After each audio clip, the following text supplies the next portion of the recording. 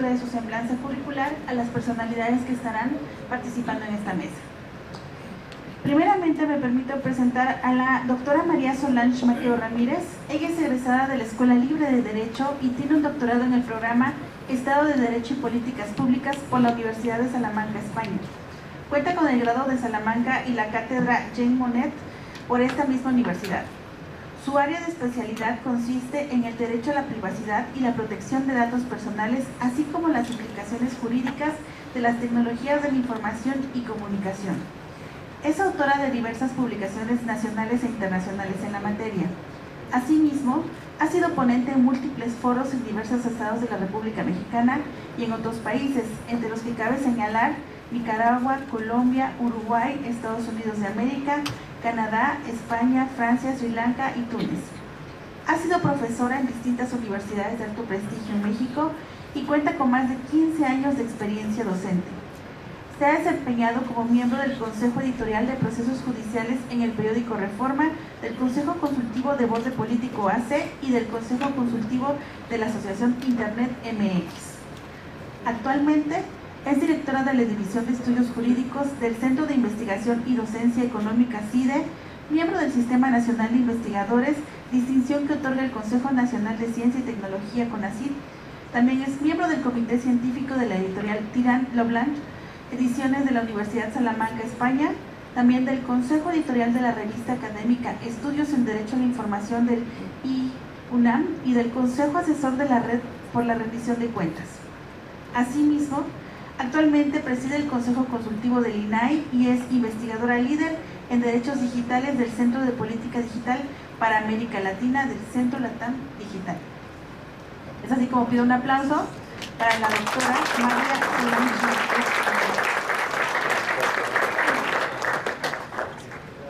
También estará con nosotros el licenciado Luis Gustavo Parra Noriega. Él es abogado por la Escuela Libre de Derecho, maestro en Administración y Gerencia Pública por el Instituto Nacional de Administración Pública y la Universidad de Alcalá de Henares, España. Obtuvo el diploma de estudios avanzados en el doctorado de Ciencia Política y Administración en la Universidad Autónoma de Madrid. Actualmente cursa el doctorado en Derecho en la Escuela Libre de Derecho. Ha sido legislador en el Congreso de la Unión y en el Estado de México. Su trabajo legislativo se ha distinguido por su impulso en favor de los derechos de acceso a la información pública y de protección de datos personales, respecto de los cuales ha sido autor y coautor de diversas leyes. Es profesor de la Maestría en Derecho de las Tecnologías de Información y Comunicación en el Infotec, de la especialidad en Derecho de la Información de la UNAM y de la Maestría de Gobernanza de la UTLAP Jenkins en la materia de Gobierno Abierto. Es coordinador del Diplomado en Protección de Datos Personales en la Escuela Libre de Derecho. Fue secretario de Protección de Datos Personales en el Instituto Nacional de Transparencia, Acceso a la Información y Protección de Datos Personales del INAI del 2014 al 2018. Actualmente se desempeña como comisionado del Instituto de Transparencia, Acceso a la Información Pública y Protección de Datos Personales del Estado de México y Municipios Infoe. También así pido un aplauso para el licenciado Gustavo Parra Noriega. Y estará haciendo la moderación de esta mesa de análisis el licenciado Juan Gómez Pérez. Él es originario del estado de Oaxaca, es licenciado en Derecho por la Universidad del Derecho Federal y la Universidad Nacional Autónoma de México. Tiene una maestría en Derecho y Política Federal por la Universidad Autónoma Benito Juárez de Oaxaca. Es fundador y coordinador del Comité Jurídico de la Asociación Mexicana de Derecho a la Información, capítulo Oaxaca. Es fundador de la Cátedra de Derecho a la Información Ricardo Flores Magón, colaborador de la columna Derecho a Saber del diario Noticias, Voz e Imagen de Oaxaca, catedrático de la materia del Derecho a la Información y Legislación de Medios en diversas universidades del estado de Oaxaca. También ha sido secretario de estudio y cuenta del Tribunal Estatal Electoral del estado de Oaxaca, seleccionado para el programa Apoyo al Investigador del Instituto de Investigaciones Jurídicas de la Universidad Nacional Autónoma de México y becario en el primer Seminario Nacional de Actualización, Profesionalización de Docentes en Derecho a la Información organizado por el mismo instituto. Y es así como en este momento yo cedo el micrófono al licenciado Juan Gómez Pérez, quien hará la coordinación y moderación de esta mesa.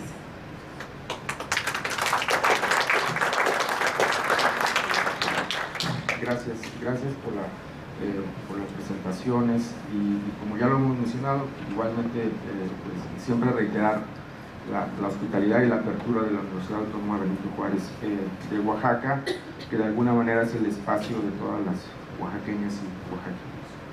Y en esta ocasión, como ya lo habíamos comentado, pues nos da muchísimo gusto tener con nosotros a la doctora María Solange y a Gustavo Parra.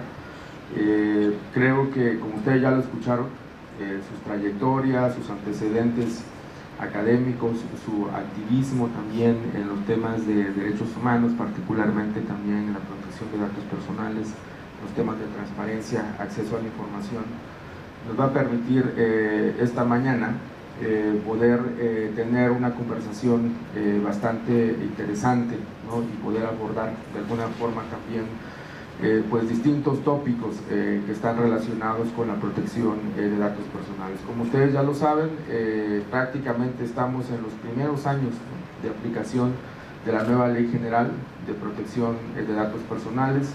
Estamos también en un escenario en el cual se están dando fenómenos recientes que creo que de alguna manera nos invitan también a reflexionar aspectos de la privacidad, de la necesidad de proteger los datos personales. Precisamente hoy en la mañana estaba un poco preparando algunas notas para esta mesa y estaba pensando en un editorial reciente del periódico El País. Dedicó un número de Babelia, ¿no?, precisamente para hablar de los 70 años, ¿verdad?, de la publicación de esta novela 1984 de George Orwell. Y esto que era hace algunas décadas algo visto como más una fantasía, ¿no?, como una narrativa futurista, pues ahora mismo es una plena realidad, ¿no? Esta distopía que de alguna forma describió Orwell ahora retrata mucho de lo que estamos viviendo con el desarrollo tecnológico, y de lo que se trata es de alguna forma de en esta charla de que ustedes puedan a partir de la participación de nuestros ponentes puedan identificar, ¿verdad?, cuáles son esas líneas de interpretación que están teniendo, ¿verdad?, estos temas emergentes, cuáles son los avances en la regulación de la materia y dónde están centradas también esas discusiones de frontera que se están dando, ¿verdad?, en estos rubros tan relevantes. Entonces, pues sin más preámbulo, yo le dejaría la palabra en primer lugar a la doctora María Solange y enseguida seguiríamos con Gustavo Parra. Muchas gracias, comisionado. Bueno, antes de iniciar, igualmente quiero agradecer sin lugar a dudas por la generosa invitación para participar en este acto inaugural y nada más y nada menos con un marco magnífico como es la ciudad de Oaxaca. Muchas gracias, licenciado Juan Gómez Pérez, muchas gracias, comisionado presidente, por esta invitación. De manera muy genérica, yo quiero puntualizar algo.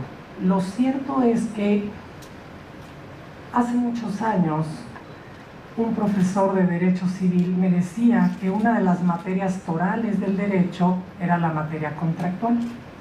¿Por qué? Porque vivimos inmersos en los contratos prácticamente desde que tenemos una cierta posibilidad volitiva. Por ejemplo, un pequeño niño en el colegio que acude a la tiendita de la escuela, está celebrando un contrato, ¿no?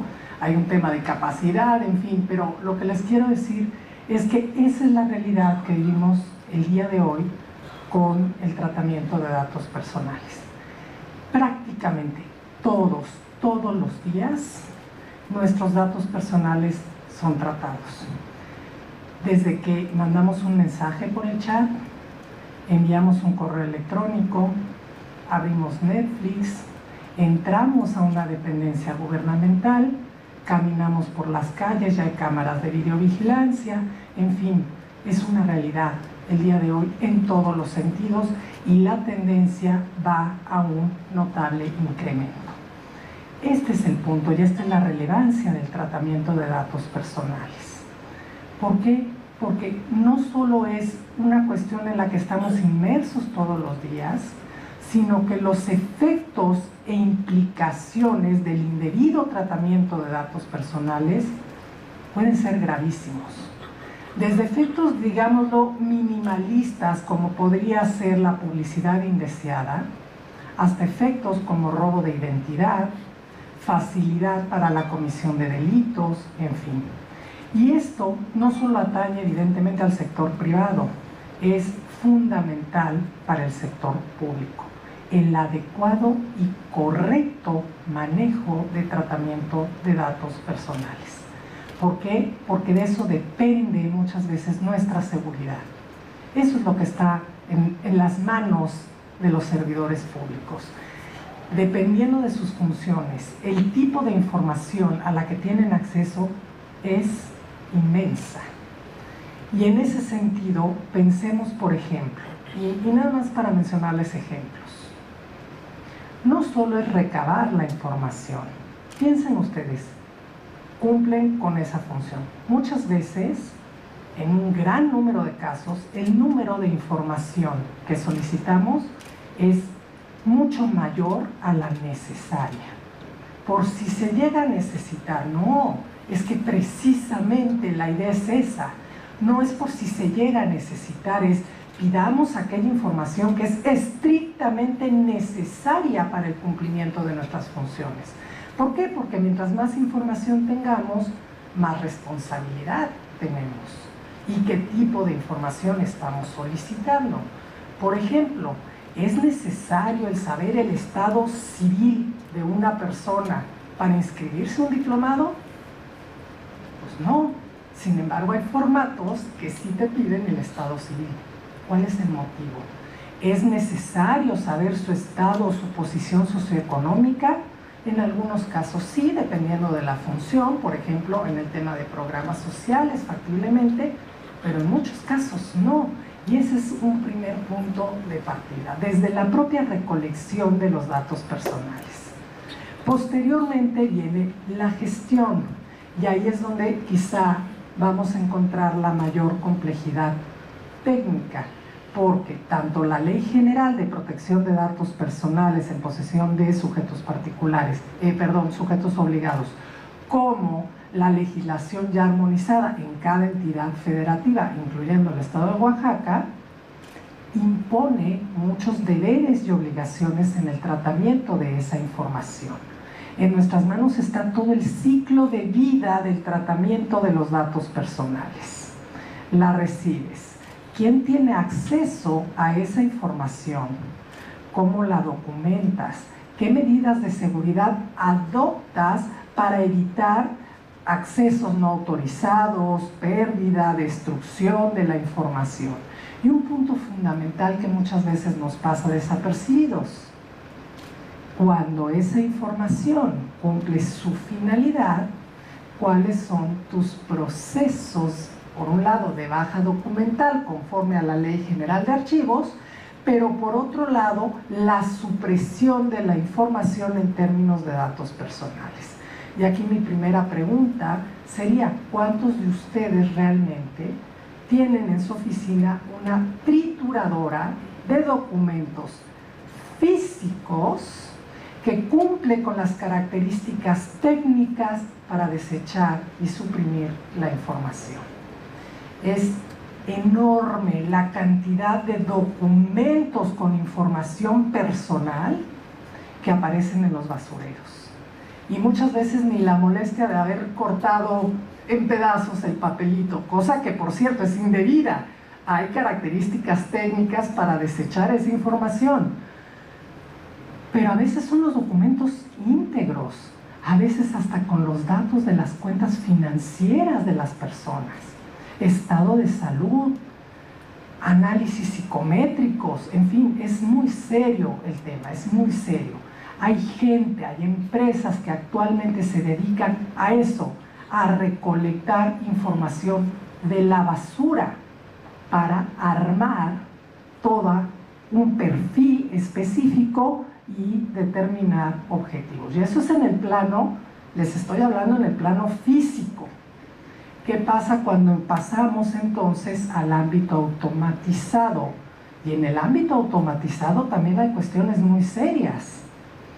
Hace varios años, afortunadamente hace varios años, yo creía que con borrar un documento de tu computadora y todavía con la precaución de ir precisamente a tu botecito de basura y volverlo a borrar, con eso quedaba eliminada la información. Pues no, efectivamente, no es así. Esa información es perfectamente recuperable. No la estás borrando propiamente del disco duro.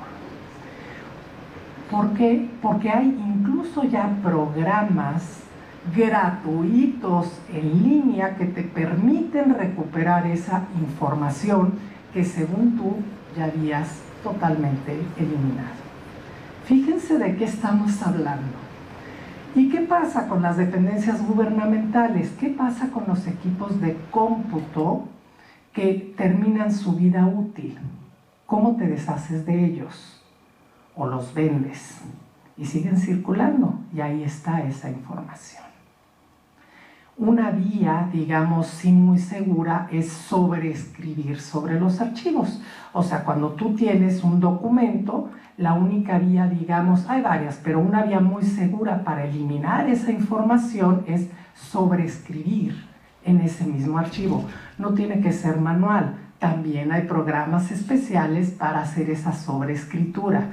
Pero les quiero decir, fíjense cómo hay cuestiones que muchas veces ni siquiera nos pasan por la cabeza, donde pensamos que estamos siendo muy responsables en el tratamiento de datos personales y muy cuidadosos, pero muchas veces por desconocimiento estamos cometiendo errores que pueden tener consecuencias graves, consecuencias serias. Ese es el tema precisamente que nos ocupa el día de hoy, y por eso sinceramente felicito enormemente a los esfuerzos del instituto, de la universidad, así como del centro de la CECAT, ¿se llama? Del Centro de Educación a Distancia, en este esfuerzo por facilitar la posibilidad de generar conocimiento, transmitir conocimiento precisamente en este tema tan importante. En términos generales, sí les quiero decir que nuestros compromisos no solo es evidentemente compromisos como país hacia los mexicanos propiamente, sino que digamos estamos entrando a una ola internacional importante. Es un tema que concierne y preocupa a muchos países, y eso sin lugar a dudas pues nos mete en una ola quizá de vanguardia, y donde sí les puedo decir, el derecho a la protección de datos personales es el derecho humano por antonomasia del siglo XXI. ¿Por qué? Por el impacto, por el efecto, por los riesgos potenciales que supone. Y retos, sí, retos hay muchos, pero eso lo dejo para la siguiente ronda. Muchas gracias.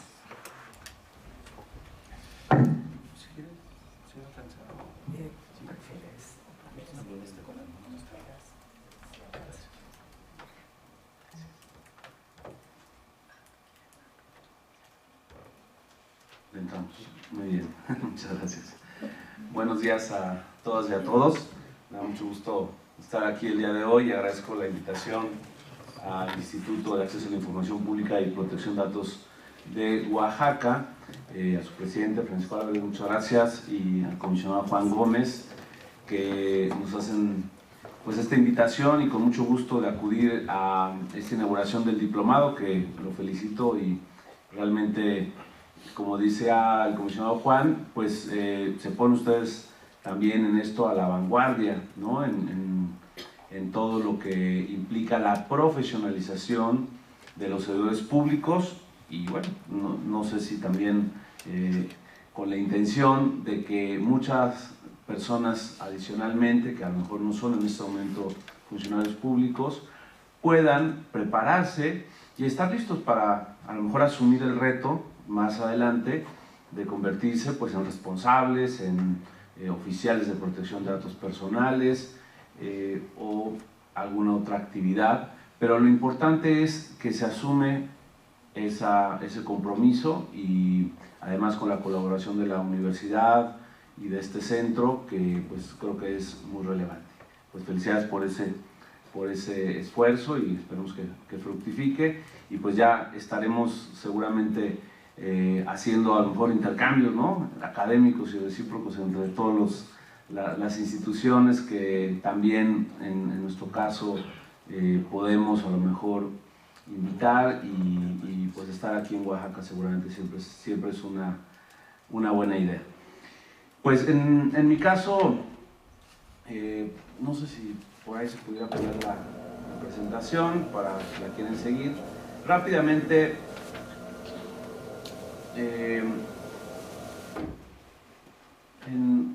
en esta presentación empezaba con algo muy genérico, pero bueno, no voy a entrar a esos detalles ahorita, sobre principios de tratamiento, sobre los deberes.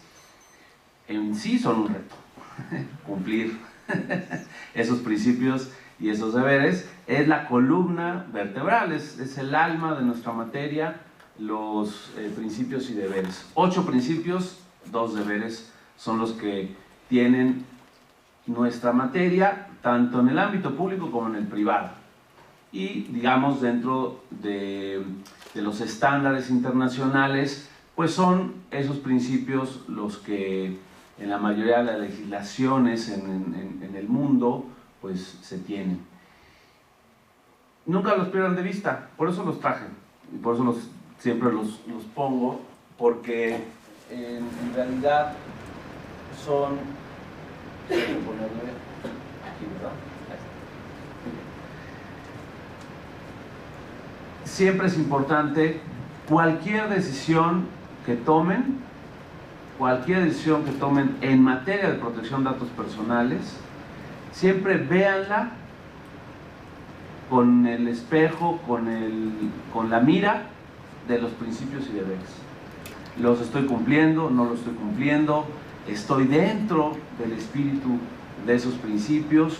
Hay veces que se van a enfrentar a casos y a cuestiones que a veces la ley no es tan clara o previsora en detalles, o en esas zonas grises que tenemos a veces entre otras materias, no se diga entre acceso y datos, que siempre hay esa tensión o ese diálogo a veces que es un diálogo tenso entre estas materias, pero no solo en esa óptica de si se clasifica o no se clasifica, que si es por interés público o no, un dato puede darse a conocer.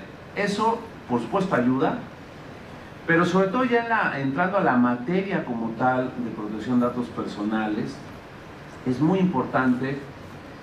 Por ejemplo, aquí la mayoría seguramente, o al menos los que estamos en las primeras filas, son funcionarios, otros serán estudiantes, otros trabajarán en otros ámbitos, pero el que es funcionario siempre se debe preguntar pues si tiene o no competencias, ¿no? Principio de legalidad, algo básico que parece a veces de perogrullo, pero que a veces ahí se pierde.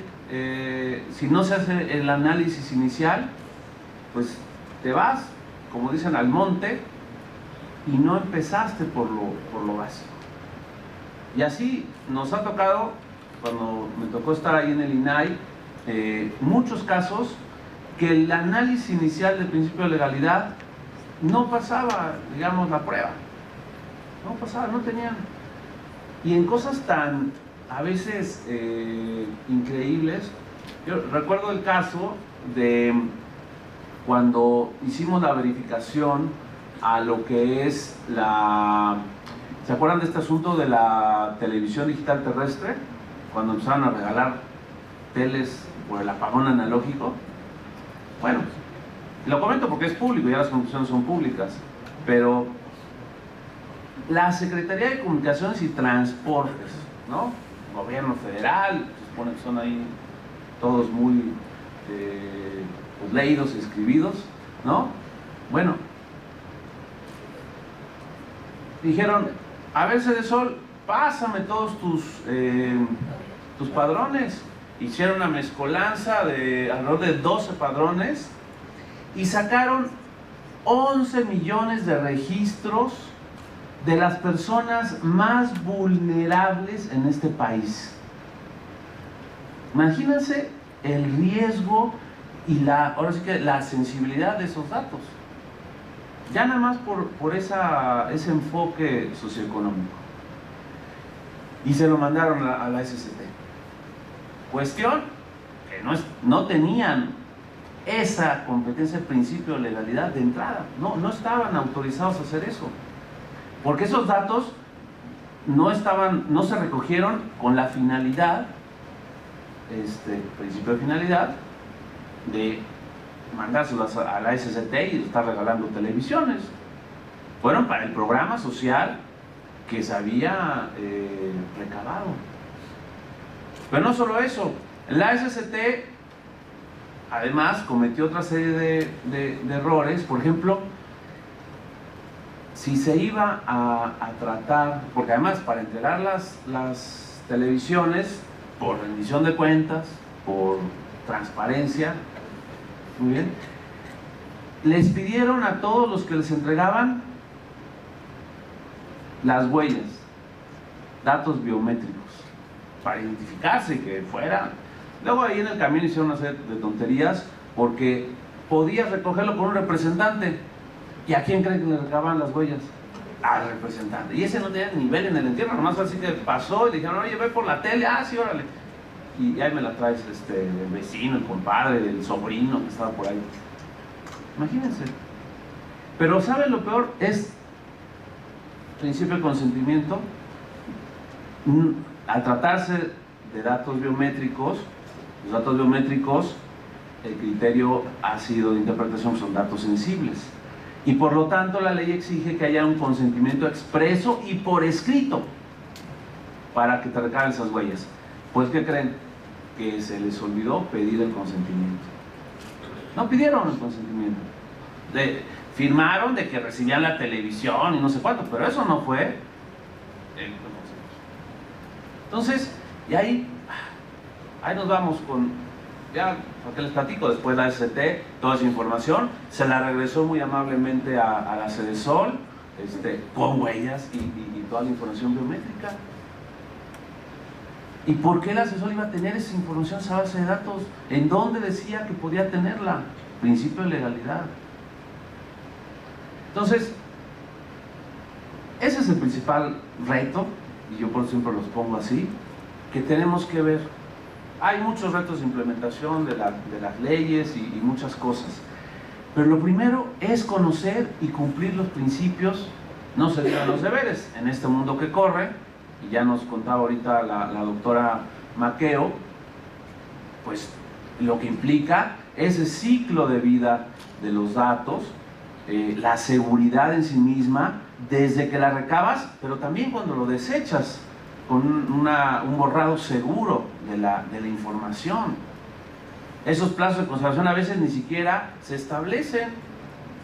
No, hombre, ahí lo tienen, ahí años y años y años. Otro caso que tuvimos fue el de la cédula de menores de edad, otros 9 millones de registros que recabaron en gobernación en el sexenio del 2006 de Calderón, con una intención tal vez positiva de generar por fin un documento de identidad, la cédula de menores. Y lo hicieron. Ahí hicieron un buen esquema inicial de una evaluación de impacto, que es uno de los retos y de las figuras preventivas que ya hay que aplicar ahora. Y lo recabaron muy bien, lo entregaron, perfecto. Solo que se acabó el sexenio, y ya que a los mexicanos nos encanta, todo lo que hizo el anterior está mal, ¿no? Y vamos a empezar. Bueno, estos dijeron, no, pues ni siquiera, no es prioridad, no hay recursos, la austeridad, y órale, le dejaron en ceros a ese programa. Y entonces ahí se quedó. Pero ¿saben lo peor?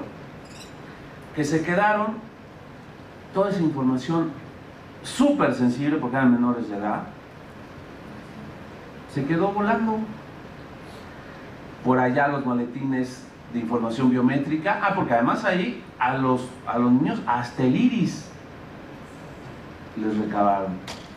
Entonces, por allá en el Poli unas cosas, por allá en la universidad de no sé cuál que participó otras, en el RENAPO otras, en en el centro de datos de gobernación, otras. O sea, ni siquiera tenían la información ordenada, establecidas las medidas de seguridad con el riesgo que eso implicaba.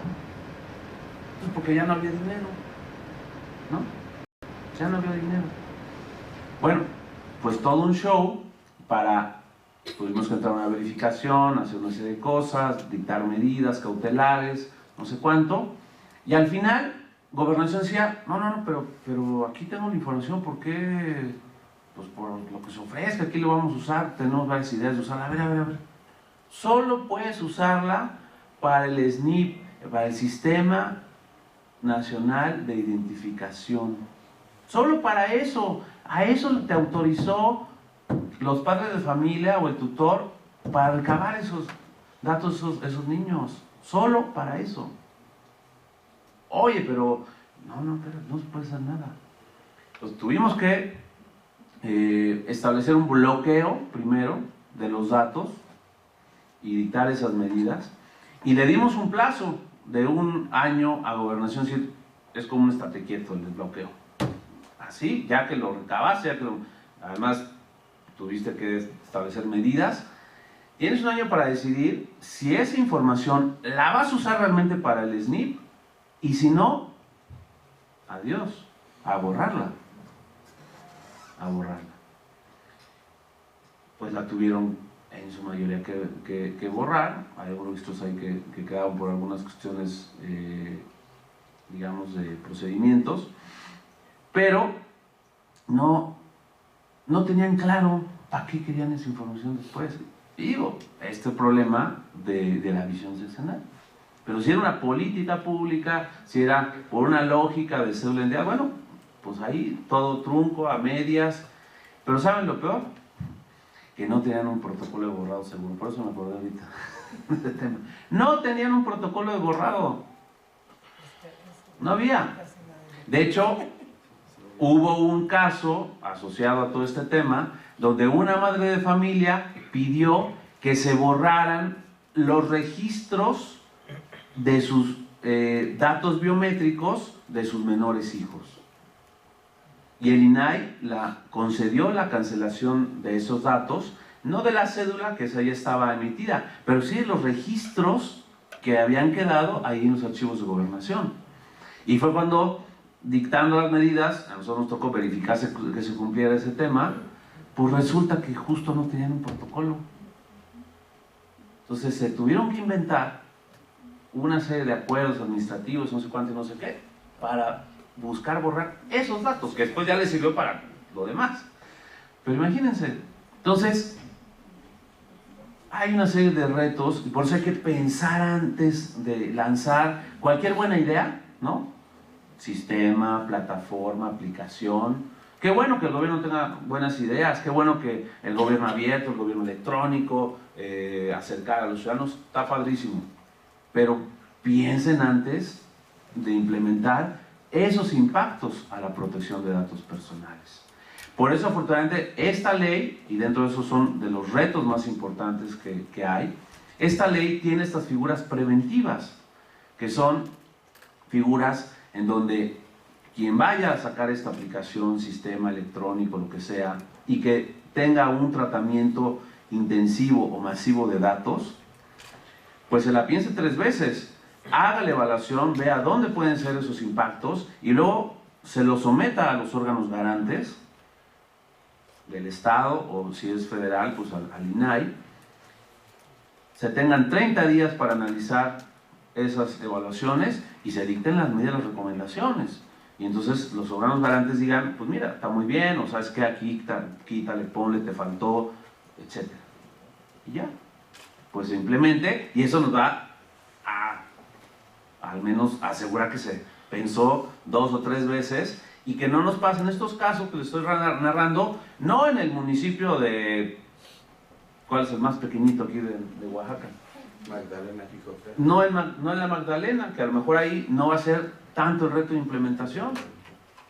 No, a nivel nacional, en la República. La Secretaría de Gobernación, la Secretaría de Comunicaciones, la CEDESOL.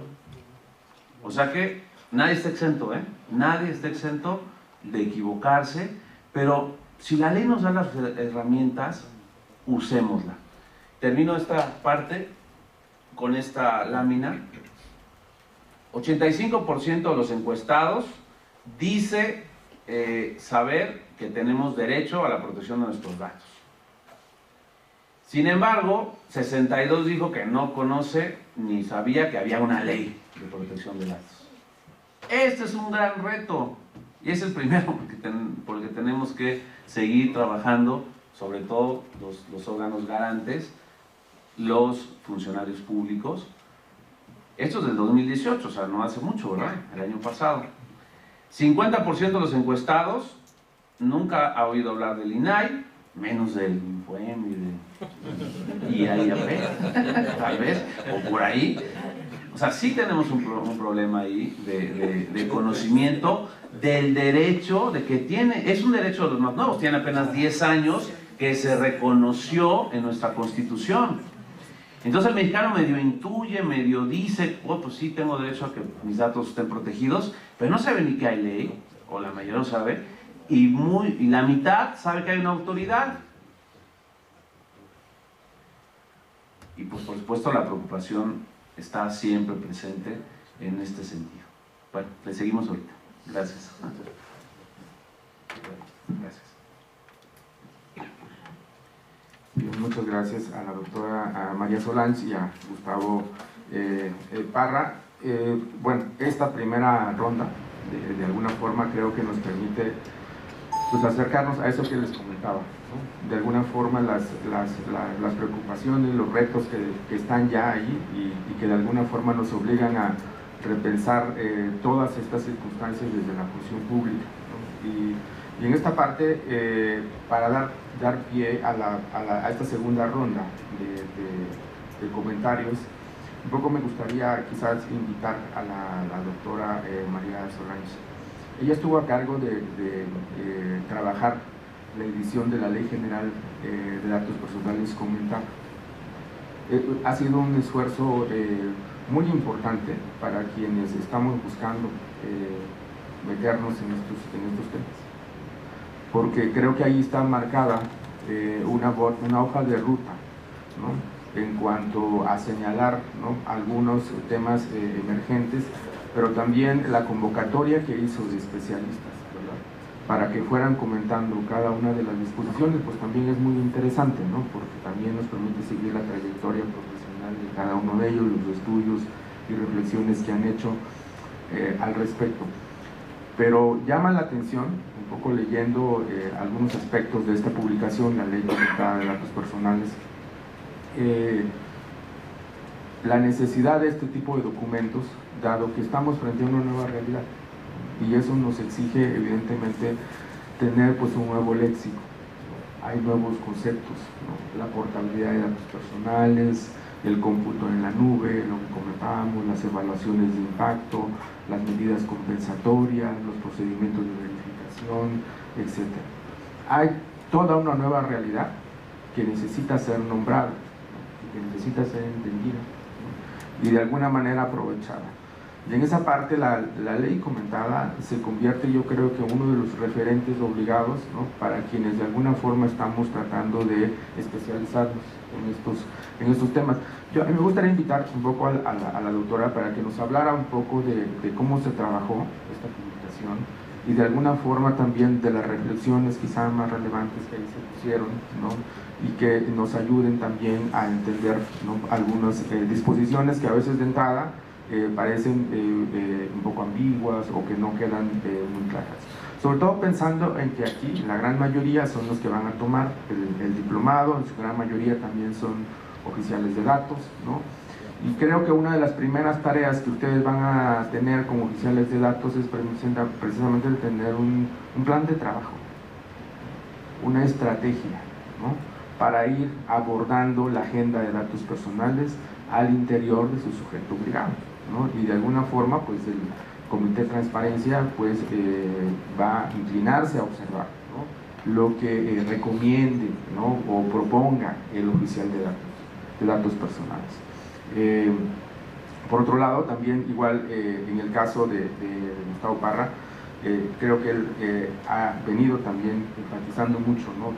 Algunos procedimientos. Yo he seguido mucho sus actividades y lo veo intensamente trabajando con los ayuntamientos en el Estado de México, ¿no? Y en esa parte ojalá y también él nos pudiera dar quizás algunas recomendaciones. Aquí hay también algunos servidores públicos de administraciones municipales.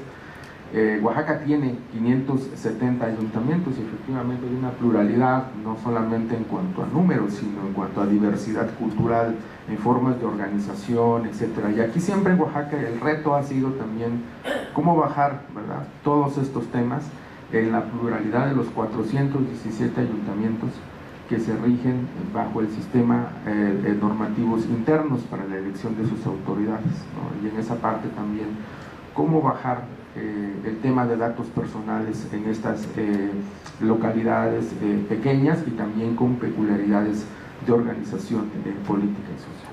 Gracias. Bueno, comenzaríamos entonces con la doctora.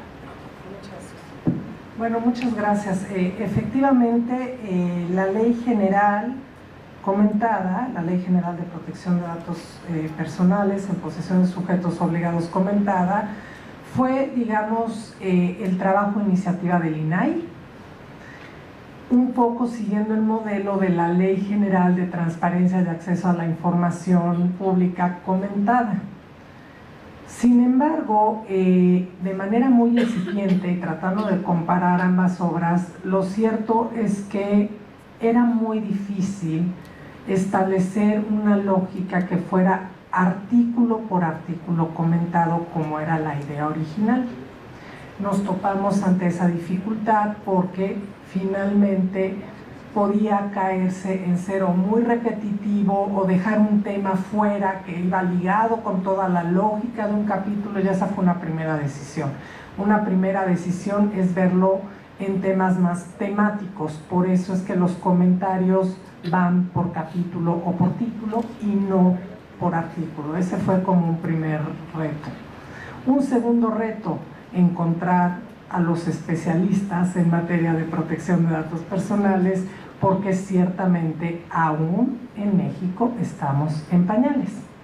Es una gran área de oportunidad, cada vez hay más, pero eso es reciente, lo que les quiero decir. O sea, a pesar de que este derecho lo recibe nuestro sistema jurídico en el 2002 con la Ley Federal de Transparencia y Acceso a la Información Pública Gubernamental, lo cierto es que especialistas en la materia aún hay muy pocos.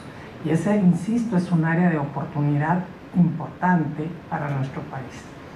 Entonces, encontrar a los especialistas y con una visión, que ese era también uno de los objetivos, que fueran de distintos sectores. O sea, queríamos una representación no solo académica, sino también de organizaciones de la sociedad civil, de abogados practicantes y gente evidentemente del sector público. Entonces era buscar perfiles que nos permitieran generar esta visión genérica. Es una obra, ubíquenla también en el tiempo, se empieza a desarrollar en el 2017. Evidentemente es una obra que no tiene incorporado muchos, digamos, de los protocolos, de las recomendaciones o de los criterios que se han venido presentando tanto por parte de los órganos garantes como dentro del Sistema Nacional de Transparencia. Muy a duras penas y ya en las últimas logramos meter los criterios de portabilidad de datos para esos efectos. Sin embargo, creo que es una obra introductoria que espero de verdad que les sea de gran utilidad. Creo que los principios vienen magníficamente bien desarrollados. Esa parte estuvo a cargo del doctor Nelson Remolina y me parece que es una visión incluso universal de los principios, porque no hay que perder de vista eso. La construcción jurídica de la protección de datos personales ciertamente tiene una influencia muy importante de modelos de derecho comparado, y eso no lo podemos evitar. No quiero decir que sea un copy-paste, pero que evidentemente sí hay una influencia muy importante, y la complejidad radica no solo en eso, sino en el hecho de que al ser un derecho humano, pues tenemos que estar siempre ojo avisor a lo que está pasando en los organismos internacionales, ¿no? Y a las mejores prácticas internacionales. Aquí hay un dato curioso. La Corte Interamericana de Derechos Humanos no tiene ninguna resolución hasta el momento en materia específicamente dirigida a la protección de datos personales. Sí sobre vida privada, que van de la mano, pero no sobre protección de datos personales. Sin embargo, el Tribunal Europeo de Derechos Humanos sí tiene varias resoluciones en donde vincula claramente vida privada y protección de datos personales. Nosotros somos parte, México es parte del convenio 108. Eso te implica no necesariamente que las resoluciones del Tribunal Europeo sean vinculantes para nuestro país, no lo son, pero sí son un referente y tenemos que voltearlo a ver, porque finalmente el Tribunal Europeo de Derechos Humanos pues va de la mano con el Sistema Europeo de Derechos Humanos, que a su vez se relaciona con el Consejo de Europa, con quienes firmamos el convenio 108. En otras palabras, quieren darle seguimiento a este derecho, cómo evoluciona, cuáles son los criterios, no pueden dejar de voltear a ver las resoluciones del Tribunal Europeo de Derechos Humanos. Y también como referente un poco menos directo, pero también el Tribunal de Justicia de la Unión Europea. Parte de la construcción de este derecho en nuestro sistema jurídico sí efectivamente viene del modelo europeo, ¿no? Y pues básicamente con eso sería un poco la ley general. Si los invito a leerla, está disponible en línea, totalmente gratuita, y creo que puede ser un buen marco de referencia. Antes de concluir, yo quisiera también decirles algo que creo muy importante destacar. Sin lugar a dudas, México actualmente está a la vanguardia en materia normativa de protección de datos personales.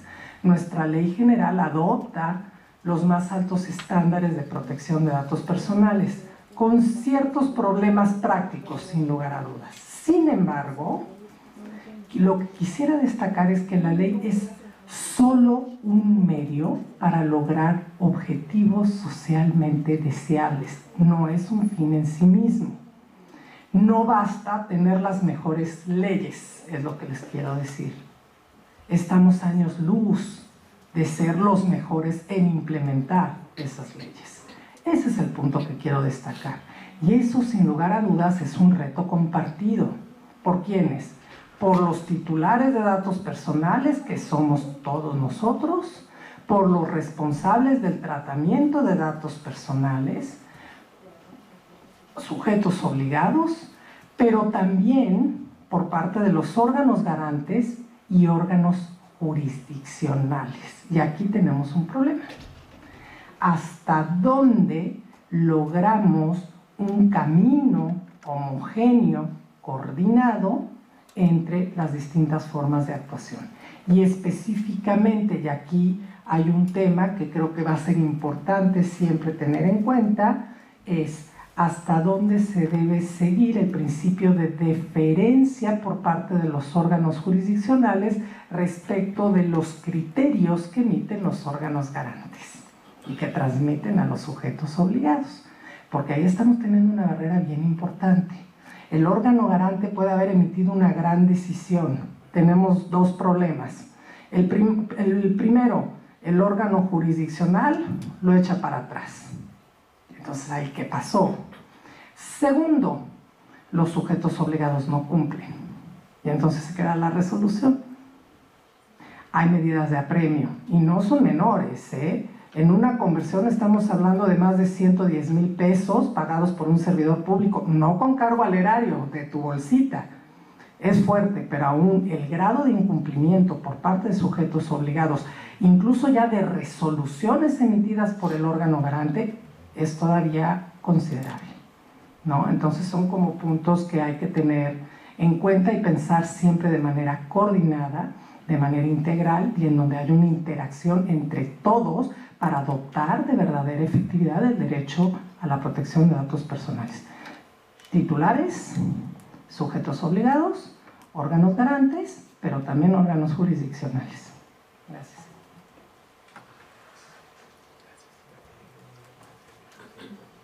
Muy bien. Pues yo quisiera, por supuesto, tomar la pregunta que me hace y comentar ahorita lo que me decía el comisionado Juan Gómez, pero me gustaría exponerles algunos retos que en general advierto que se pueden concretar en retos en lo local también, todo en su escala, pero de entrada me parece que, como decía la doctora, el marco normativo ahí va, creo que tenemos un buen estándar, pero hay muchas cosas alrededor de ese marco normativo que nos faltan para ir cerrando otro tipo de fenómenos que nos enfrentamos. Les digo uno, el de la suplantación de identidad, por ejemplo. Ayer me quedé frío al leer una noticia que la Conducef informó que solo durante el primer semestre de este 2019 el robo de identidad o suplantación de identidad se incrementó en 60%. Échenle por ahí. Esto equivale a casi 30,000 denuncias por este delito tan solo en el primer trimestre de este año. Por supuesto nos ha ido la ley de datos personales, pero bueno, esto va mucho más allá. Es desde una cuestión de conciencia personal de qué cargamos. Ahorita hagamos un ejercicio y les apuesto que todos tronamos todo lo que traemos en la cartera simplemente. Ya dejen el teléfono de lado. O sea, aquí tenemos toda la vida, ¿no? ¿En serio? ¿Sí? ¿Qué criterios usamos? ¿Cómo lo cuidamos? ¿Qué información? Les apuesto que hacemos una auditoría. Aquí todo. Títulos, cédulas, cuentas bancarias, contraseñas, todo. Aquí empiézanle tarjetas de crédito, identificaciones, INE. Bueno, hay quien trae hasta las fotos de los hijos de menores de edad, la del novio, la novia, etcétera, ¿no? Eso, bueno, no importa, pero los niños, ¿no? Los niños, imagínense, el robo y la información que tenemos nada más. Casi no hay inseguridad, entonces no hay problema, ¿va? No pasa que nos asalten y listo.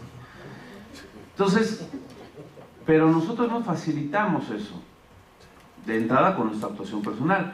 Pero el problema es que institucionalmente no estamos preparados para enfrentar este problema del robo de identidad. Es el principal, hay problemas de si la ciberseguridad, que si el phishing y el no sé cuánto, está bien. Pero el principal problema es la suplantación de identidad. ¿Y saben cuál es de entrada problemas normativos? No tenemos un tipo penal a nivel federal sobre suplantación de identidad. No lo hay. No lo hay. Se quedó en la legislatura pasada un proyecto que iba a funcionar, ahí se quedó, nunca se aprobó. Ahí está. Entonces, ¿cómo lo combatimos? Ni siquiera hay un tipo penal con el cual se pueda actuar la autoridad federal. Pero lo peor es que a nivel local, a nivel de los estados, solo en 15 estados de la República está tipificado como robo, suplantación o usurpación de identidad. En los demás, fraude, robo, ahí como lo quieran encajar. Pero aún en los que hay tipo penal, las fiscalías o procuradurías, como se llamen, no están preparadas. No hay protocolo, no hay una asesoría, un ministerio especializado sobre ese tema, no hay prácticamente nada. Se intentaron algunas bases de coordinación en el sexenio anterior, no sé en este porque ya no estoy en esta responsabilidad nacional, como vaya y qué tanto se haya aterrizado con el SAT, con la Fiscalía General, con el Banco de México, con el INE, con el INAI, en fin, varias organizaciones y varias autoridades. Pero hay mucho que hacer y ese es uno de los principales retos que nos afectan porque literalmente pues nos roban los datos, o les regalamos nuestros datos, o caemos como los más incautos y pues nos amuelan el patrimonio personal, nos pueden poner, inventar cosas, pues cuando se ponen a hackear perfiles y inventan historias y difaman a la gente, en fin, de ahí para abajo, ¿no?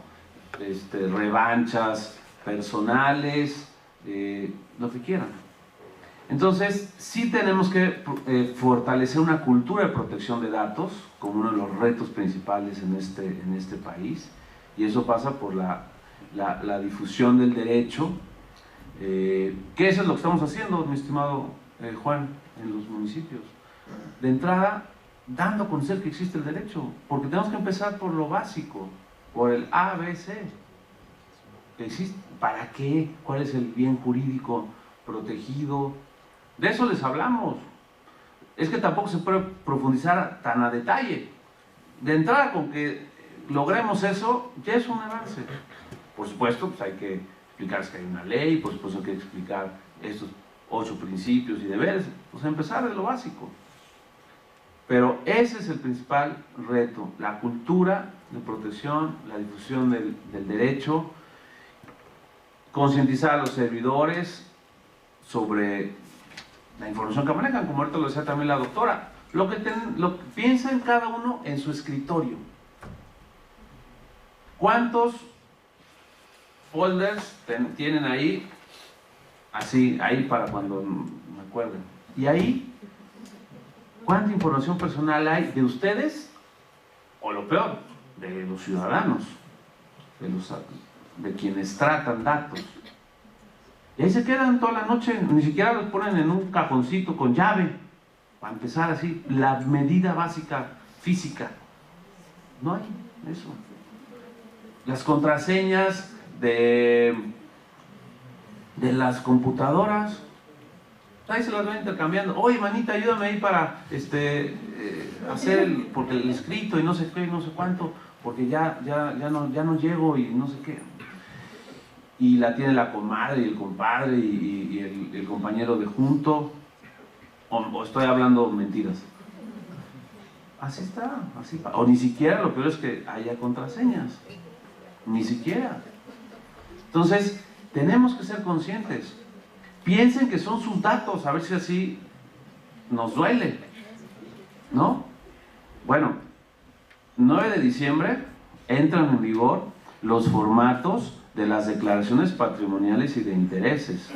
Otro enorme reto nacional, aquí el señor Contralor, ¿no? De la Contraloría, les toca recibir el próximo año miles de datos personales de los nuevos formatos de declaraciones patrimoniales y de intereses, con la novedad de que ya no va a estar la casilla donde ustedes le van a poner no autorizo que se hagan públicos mis datos, esa casilla ya no va a estar. Ya la Corte, en la acción inconstitucional 70 del año pasado, o 2018, no me acuerdo, sí, el año pasado, determinó que hay un cambio de paradigma con la reforma constitucional, en donde la Contraloría Social, la fiscalización ciudadana sobre el patrimonio de los servidores públicos ya es, digamos, abierta, es una realidad, y sobre los intereses. Finalmente el Comité Coordinador determinó, porque también ha sido establecido la Corte, que hay aspectos de la declaración que van a quedar, digamos, confidenciales y que solo la Contraloría va a poder conocer. Pero va a haber otros, varios, que van a estar ya públicos y van a poder seguirse por cualquier persona en aras de una lucha anticorrupción y bueno, todas las, digamos, fines que también tuvieron esas reformas importantes, porque bueno, pues algo también ahí tenemos de problema, ¿verdad?, de corrupción. Entonces, pues imagínense todo el reto de cuidado de esa información, de implementación, la famosa plataforma digital nacional. Yo no sé cómo vaya, pero qué miedo, y a los que les toca cuidarla y hacerla, ahí sí, a mí ya me zafé de hacer esa evaluación de impacto en el INEA, de revisarla, pero pues imagínense la evaluación que va a implicar nada más de esa plataforma, y aquí en el estado la tienen que hacer, ahí para que vayan trabajando, pues sí, porque lo que les toca también viene un reto bien importante, sobre todo de las medidas de seguridad de esa información. En fin, les sigo, hay muchos más, ¿no? La coordinación entre instituciones, sociedad civil para difundir el derecho, la socialización, el ejercicio de derechos ARCO y de portabilidad, consolidar nuestro programa de datos que hablaban hace rato también, las capacidades institucionales para ejercer las facultades de verificación de los órganos garantes, por ejemplo, ¿no? Y obviamente de quien les hace la verificación, pues hay que estar también preparados. Sanciones, las figuras preventivas que ya les mencionaba, destacando la de evaluación de impacto, pero hay otras, ¿no? Los esquemas de mejores prácticas que prevé la ley. Hay otras figuras como las de auditorías voluntarias, por supuesto lo de oficiales de protección de datos, que bueno, y este ejercicio académico responde justo a esa profesionalización, y qué bueno. Y en fin, otros más que pues ya no me da tiempo de hablarlos, pero ahí se los dejo en la presentación, en mi punto de vista. También retos normativos que se tendrán que seguir haciendo para homologar nuestros marcos jurídicos entre lo público y lo privado, que todavía hay sus dicotomías. No se diga una de las observaciones más importantes que nos hicieron por lo del convenio 108, que ahorita ha mencionado también la doctora Maqueo, que es la excepción, digo, no es tema del sector público, pero es un tema normativo, de la excepción que tiene la ley de particulares, por ejemplo, sobre los seguros de crédito, ¿no? Que pues ahí los tratan por medio de otra ley especial, la de sociedades de información crediticia, que pues tiene un estándar malísimo de ejercicio de derechos ARCO. Entonces, ahí hay todo un reto también importante, pero eso, bueno, eso les toca a nuestros egregios legisladores y les tocará entrarle, porque no podemos entrar al club del convenio 108 Plus si no cumplimos, por ejemplo, ese tipo de cambios, ¿no? Que hay cosas ahí todavía. Es, digamos, el convenio 108 Plus Reloaded, ¿no? Reforzado. Ese solamente, en el otro estamos 53 países y en el otro solo hay como 27, porque son los que han ido ya, digamos, teniendo un estándar mayor. Pero bueno, ahí vamos.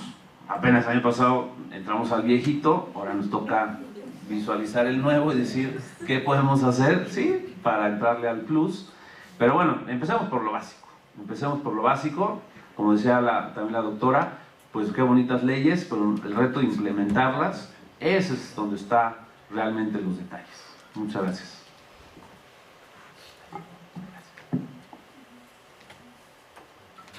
Bien, pues ahí están las reflexiones, como pueden ver, van desde el ámbito global hasta el espacio local, ¿no? Y a veces más inmediato, ¿no?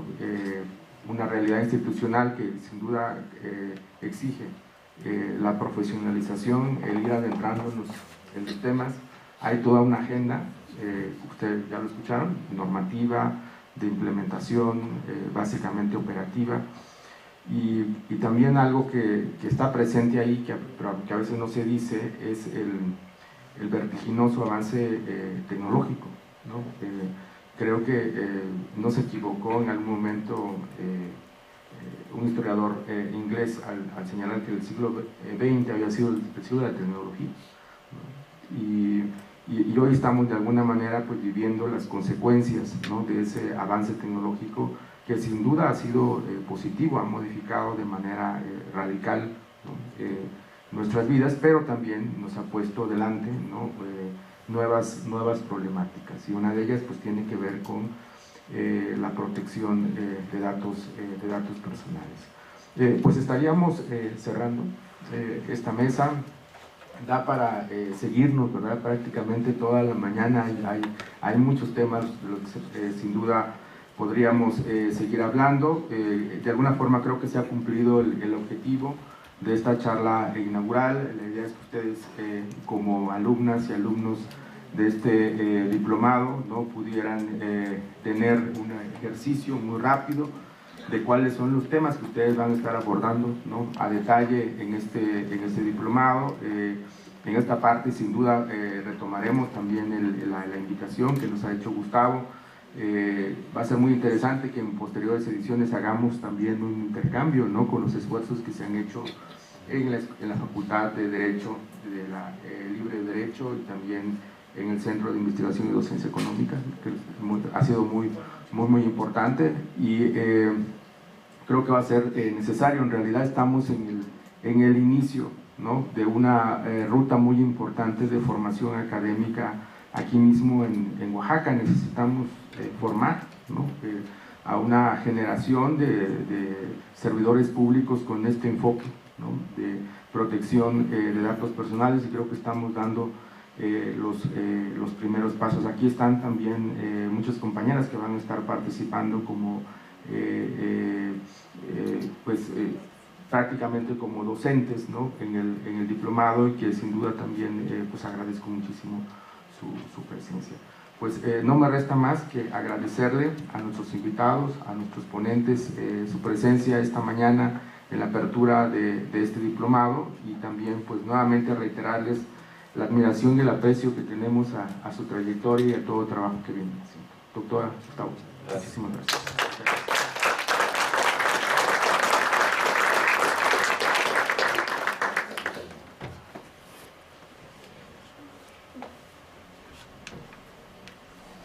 Es así como se cierra esta inauguración de la primera edición del Diplomado en Línea, Tratamiento y Protección de los Datos Personales en el Ámbito Público.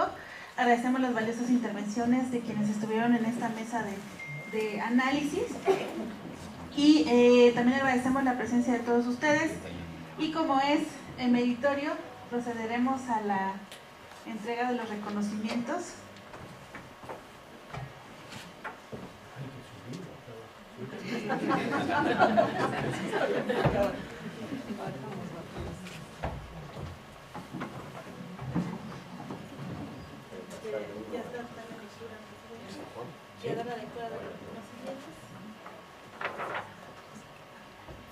El Instituto de Acceso a la Información Pública y Protección de Datos Personales del Estado de Oaxaca otorga el presente reconocimiento a la doctora María Solange Maqueo Ramírez, presidenta del Consejo Consultivo del INAI, por su destacada participación en la mesa de análisis, retos y consideraciones en el tratamiento y protección de los datos personales en el ámbito público, realizada en el marco de la inauguración de la primera edición del Diplomado en Línea, Tratamiento y Protección de los Datos Personales en el Ámbito Público. Oaxaca UAX, 20 de agosto del 2019, y firmamos 3 comisionados.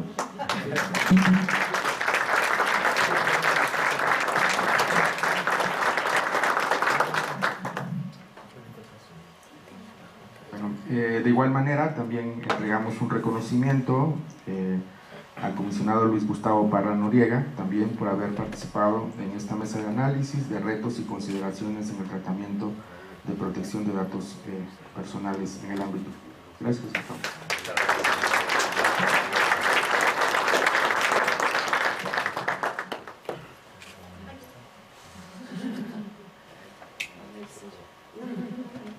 Bueno, y también entregamos el Instituto de Acceso a la Información Pública y Protección de Datos Personales del Estado de Oaxaca y el SECAD otorgan el presente reconocimiento al licenciado Juan Gómez Pérez, comisionado del IAIP, por su destacada participación como moderador de la mesa de análisis, retos y consideraciones en el tratamiento y protección de los datos personales en el ámbito público, realizada en el marco de la inauguración de la primera edición del Diplomado en Línea, Tratamiento y Protección de Datos Personales en el Ámbito Público, Oaxaca de Juárez, 20 de agosto del 2019.